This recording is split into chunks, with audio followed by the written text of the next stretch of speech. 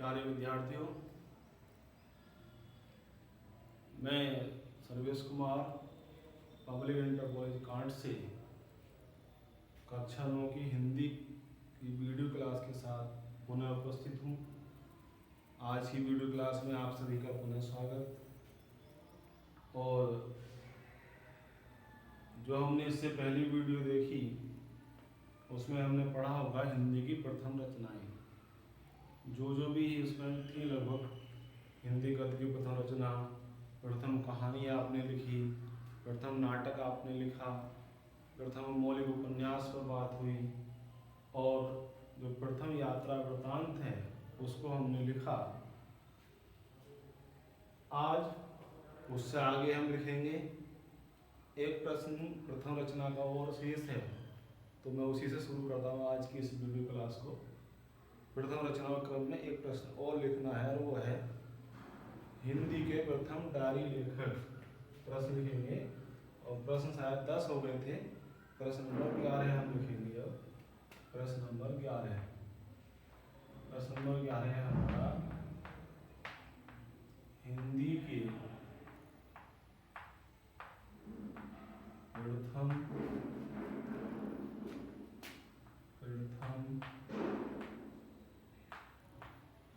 Diary लेखक।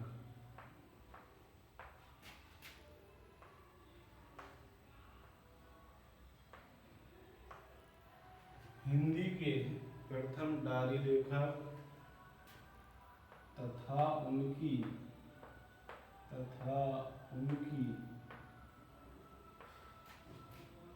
रचना का नाम बताइए। रचना का नाम बताइए। बहुत महत्वपूर्ण प्रश्न है, परीक्षाओं में आपकी भी आता है कक्षा 9 10 में 11 वाले में, और जो कॉम्पिटिशन वाली परीक्षाएं होती है, एग्जाम होते हैं, उन्हें भी कई बार पूछा जाता है कि हिंदी के प्रथम डायरी लेखक और उनकी रचना का नाम। उत्तर अलग तरह से लिख रहे हैं।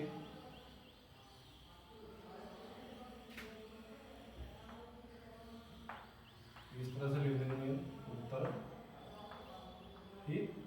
ब्लैक पेन से लिखेंगे लेखक, ठीक है। और उसके बाद आगे लिख देंगे रचना, या नीचे लिख देंगे रचना। तो लेखक है नरदेव शास्त्री। लेखक का लिखेंगे नाम नरदेव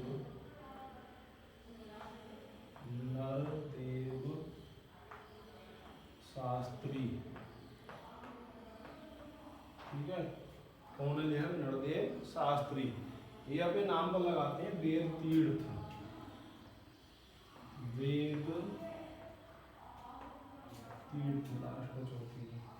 नरदेव शास्त्री वेद तीर्थ, और नरदेव शास्त्री वेद तीर्थ, ये तो हुआ लेखक का नाम। रचना मैं आगे लिख रहा हूँ, आप यहाँ नीचे लिखें, मैं थोड़ा जगह बचानी है लिखने के लिए। तो लेखक नरदेव शास्त्री वेद तीर्थ, ठीक। रचना यहाँ लिखनी है, लेकिन मैं आगे लिख रहा हूँ, आप लोग यहाँ लिखेंगे रचना।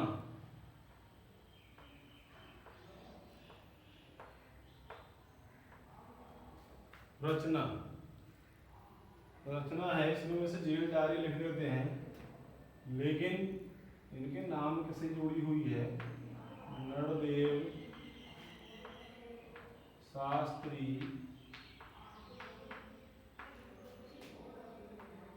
वेद तीर्थ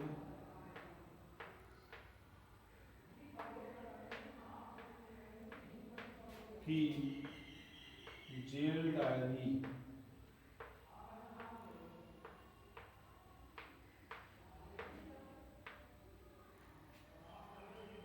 ठीक, ये नाम हुआ नरदेव शास्त्री वेद तीर्थ प्रथम डायरी लेखक हैं, और रचना है नरदेव शास्त्री वेद तीर्थ की जेल डायरी। कहीं कहीं खाली जेल डायरी में लिख देते हैं, नाम लिखा नरदेव शास्त्री वेद तीर्थ, रचना लिखी जेल डायरी, लेकिन वो नाम के साथ रचना है, तब पूर्ण है अपने आप में।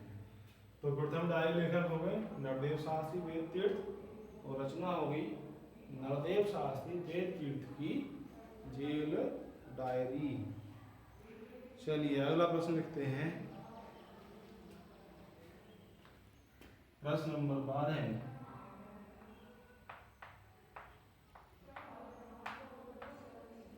प्रश्न नंबर 12, हिंदी गद्य के प्राचीनतम प्रयोग। हिंदी गद्य के प्राचीनतम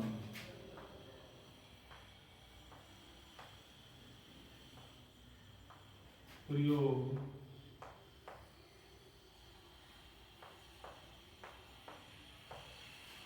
किन भाषाओं में मिलते हैं? बहुत महत्वपूर्ण प्रश्न है। प्राचीनतम प्रयोग किन भाषाओं में? बहुत महत्वपूर्ण प्रश्न है आपके लिए। हिंदी गद्य के प्राचीनतम प्रयोग किन भाषाओं में मिलते हैं?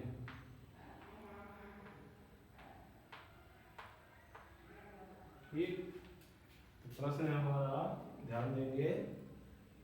प्रश्न क्या है? हिंदी गद्य के प्राचीनतम प्रयोग किन भाषाओं में मिलते हैं? उत्तर लिखेंगे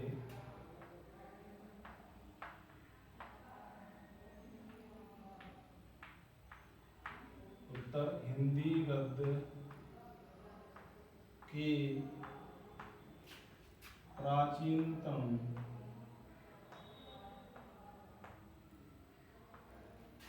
प्रयोग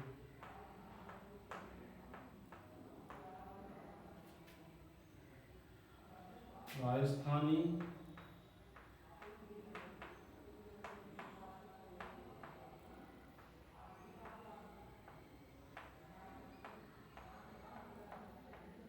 मैथिली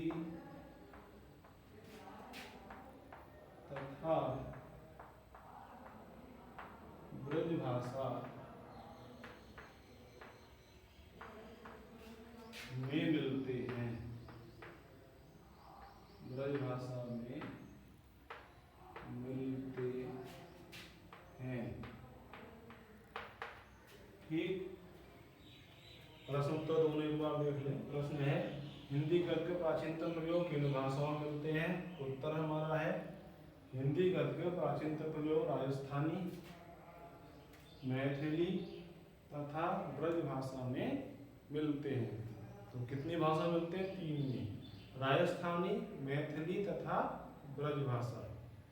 ठीक, अगला प्रश्न, ब्रज भाषा गद्य का सूत्रपात कब हुआ? बहुत महत्वपूर्ण प्रश्न है, बहुत बार आता है परीक्षाओं में, इंटर हाई स्कूल में जाकर के भी, इसलिए आपके अब भी काम आएगा और अगली कक्षाओं में काम आएगा। ब्रज भाषा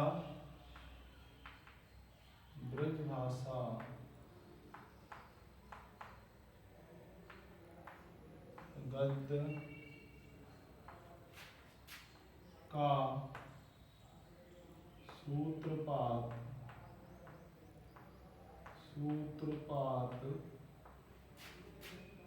कब हुआ? ब्रज भाषा गद्य का सूत्रपात कब हुआ? सूत्रपात आप समझते हैं, सूत्रपात का अर्थ होता है बिल्कुल शुभारंभ, शुरुआत कब हुई? तो ब्रज भाषा गद्य का सूत्रपात कब हुआ? यानी ब्रज भाषा गद्य है उसकी शुरुआत कब हुई? चलिए उत्तर लिखेंगे। उत्तर ब्रज भाषा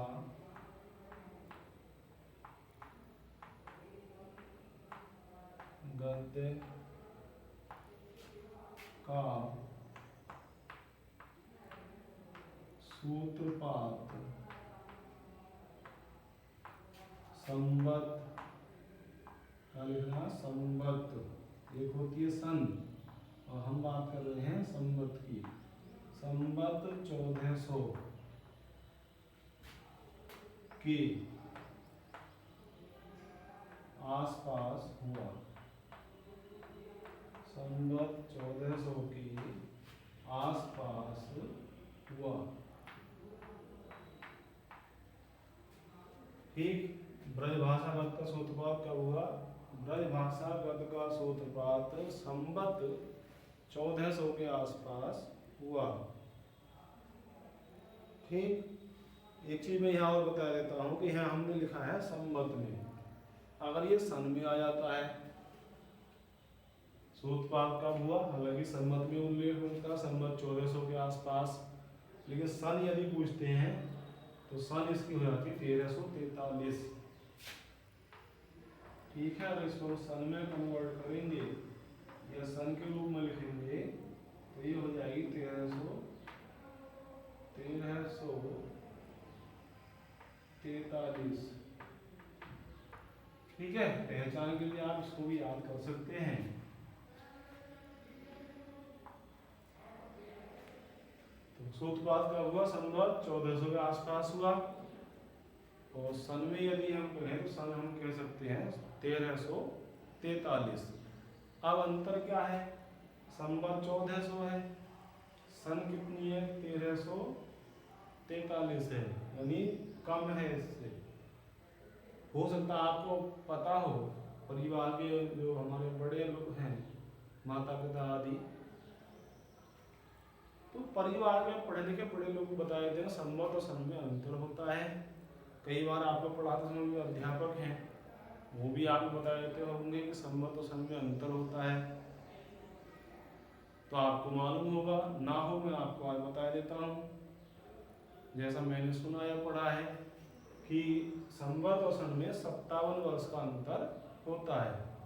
संवत और सन में 57 वर्ष का अंतर होता है, यानी संवत जो है वो सन से 57 वर्ष आगे ज़्यादा लिखी जाती है, और हम ये कहें सन को तो सन संवत से 57 वर्ष कम पीछे लिखी जाती है। तो संवत है 1400, तो 57 वर्ष कम करेंगे हम तो ये हो जाएगा 1343। ठीक। वैसे आप इसी का उल्लेख करेंगे, इसी का उल्लेख करेंगे संवत 1400 के आसपास हुआ। चलिए अगला प्रश्न है, ब्रजभाषा गद्य के दो लेखक। अगला प्रश्न हम लिखेंगे प्रश्न नंबर 14।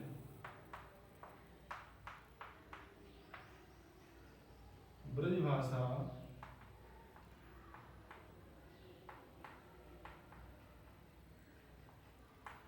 गद्य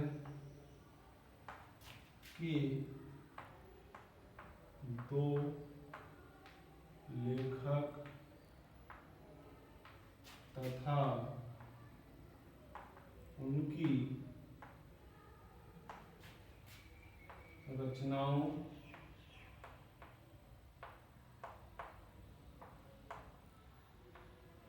का नाम बताइए। रचनाओं का नाम बताइए। प्रश्न को देख लें। ब्रजभाषा गद्य के दो लेखक तथा उनकी रचनाओं का नाम बताइए। ये दो लेखक बताने हैं और उनकी रचना का नाम बताना है। ठीक। उत्तर लिखेंगे और 2 पॉइंट हम यहाँ बना सकते हैं। ब्लैक पेन से लिख देंगे लेखक, इधर लिख देंगे लेखक, ठीक, और इधर सामने लिख देंगे आप रचना। रचना, ठीक, लेखक रचना। लेखक का नाम लिखेंगे, पहले है विट्ठल नाथ।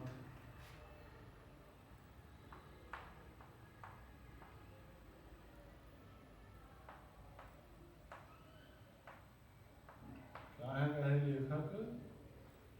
विट्ठल नाथ। रचना है इनकी श्रृंगार रस मंडन, बहुत आती है परीक्षाओं में। रचना क्या है? श्रृंगार। ध्यान रखें, श्रृंगार में आपको आधा श्रेय बनाना है, नीचे गया लगा हुआ है, तो श्रृंगार रस मंडन। ठीक। दूसरे लेखक हैं आपके फिर नाभादास। कौन है? नाभादास।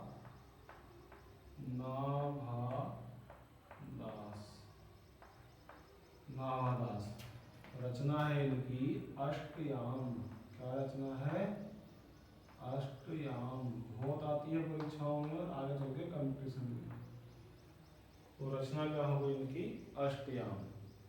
तो अभी हमने लिखा ब्रजभाषा गद्य के दो लेखक तथा उनकी रचनाओं के नाम। लेखक में हमने पहले लिखे हैं विठलनाथ, रचना श्रृंगारस मंडन, और दूसरे हैं नाभादास और रचना है उनकी अष्टयाम। चलिए अगला प्रश्न लिखते हैं। और क्योंकि यहाँ वो 4 नाम लिखने प्रश्न वाले तो यहाँ आ नहीं पाएगा, इसलिए मैं मिटाता हूँ इसको और दोबारा ऊपर से हम लोग फिर लिखते हैं।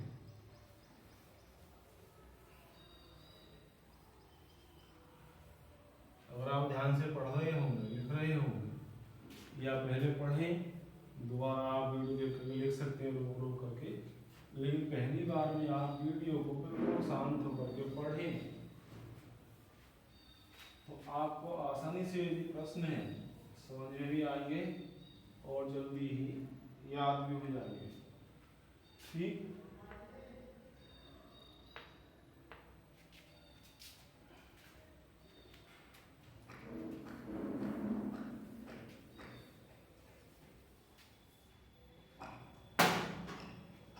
अभी हमने ब्रजभाषा गद्य वाली बात की। हिंदी गद्य के प्राचीन प्रयोग इन भाषाओं में मिलते हैं। तो हमने लिखा राजस्थानी, मैथिली तथा ब्रजभाषा में मिलते हैं। फिर हमने लिखा ब्रजभाषा गद्य का सूत्रपात कब हुआ? तो कब हुआ? सन 1400 के आसपास हुआ। ठीक। बाद में हमने लिखा ब्रजभाषा गद्य के दो लेखक और उनकी रचनाएं। उससे आगे लिखते हैं बड़ा प्रश्न थोड़ा लिखेंगे। प्रश्न शायद 15 हुए थे या 14, 15 में लिखेंगे।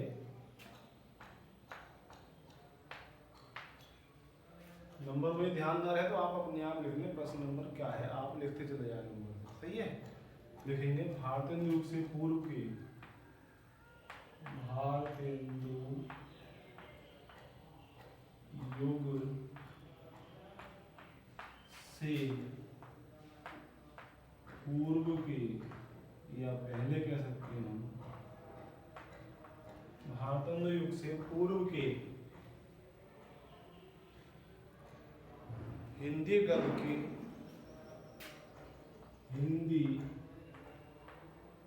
गद्य के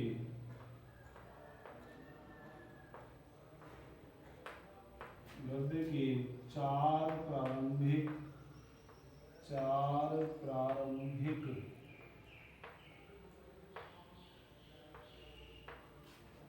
उन्नायकों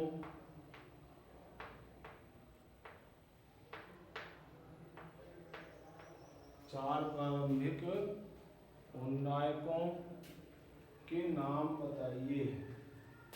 उन्नायकों के नाम बताइए तथा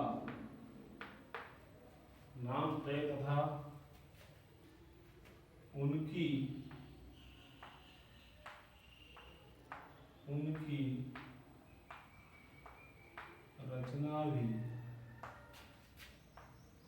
रचना भी लिखिए। ठीक। प्रश्न को ध्यान से समझ लेंगे, बड़ा प्रश्न है। भारतेंदु युग से पूर्व के हिंदी गद्य के 4 प्रारंभिक उन्नायकों के नाम बताइए तथा उनकी रचना भी लिखिए। 2 चीज पहले समझ लेंगे यहाँ पर। पहली तो ये कि भारतंदु से पूर्व से मतलब क्या है? तो भारतंदु से पूर्व से हमारा अभिप्राय है भारतंदु से पहले, ठीक, भारतीय हरिश्चंद्र से पहले जो साहित्यकार होते हैं, हिंदी करके 4 प्रारंभिक उन्नायकों, 4 प्रारंभिक, आप समझते हैं प्रारंभ के, शुरुआत के, प्रारंभिक यानी शुरू के, और उन्नायकों, उन्नायकों शब्द को आप समझ लेंगे क्या होता है। उन्नायकों का नाम हम लिखेंगे उन्नायकों। उन्नायक का अर्थ होता है उन्नति करने वाला, उन्नति करने वाला, विकास करने वाला। तो ऐसे 4 साहित्यकार, ऐसे 4 लोगों के नाम भारतंदु से पूर्व के, पहले, ऐसे 4 लोगों के नाम हमें यहाँ पर लिखने हैं जिन्होंने हिंदी में बहुत उन्नति की हो, हिंदी में बहुत प्रगति कराई गई हो जिनके द्वारा, तो उन्हें हम बोलते हैं उन्नायक। उन्नायक का मतलब उन्नति करने वाला या उत्थान करने वाला, ठीक। तो जिन्होंने हिंदी साहित्य की उन्नति की, उस समय में हिंदी साहित्य का उत्थान किया, अपना योगदान दिया, तो ऐसे 4 प्रारंभिक उन्नायकों के नाम, ऐसे 4 लोगों के नाम जिन्होंने हिंदी को का उत्थान किया, हिंदी की उन्नति के लिए कार्य किया, ऐसे 4 शुरुआत के लेखक के साहित्यकार, उनके नाम लिखने हैं। और साथ साथ पूछा है उनकी रचना भी लिखी है, हमें रचना भी उनकी बतानी है, ठीक। तो 2 को यहाँ बना लेंगे पॉइंट उत्तर में आप लोग। उत्तर में क्या, यहाँ है उन्नायक, हम उन्नायक लिख सकते हैं, या जो हम लेखक भी लिख सकते हैं और लिख करके, ठीक, उन्नायक या लेखक। और आगे हम लिख देंगे रचना, आगे हम उनकी रचना का नाम लिखेंगे, ठीक। पहले है इसमें मुंशी इंसाअल्लाह खां, जो बहुत प्रसिद्ध हैं। पहले मुंशी इंसाअल्लाह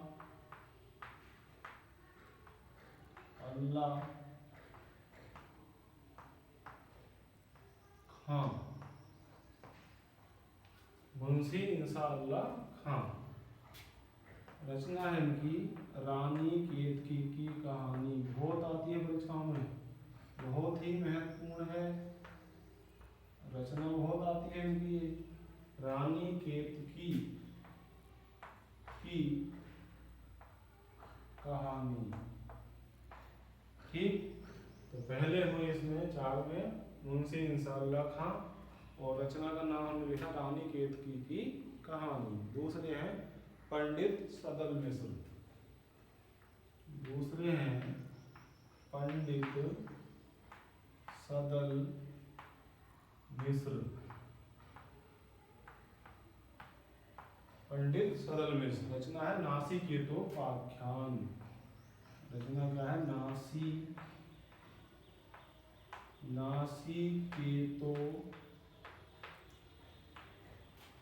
नासिकेतोपाख्यान, ठीक। तीसरे हैं आपके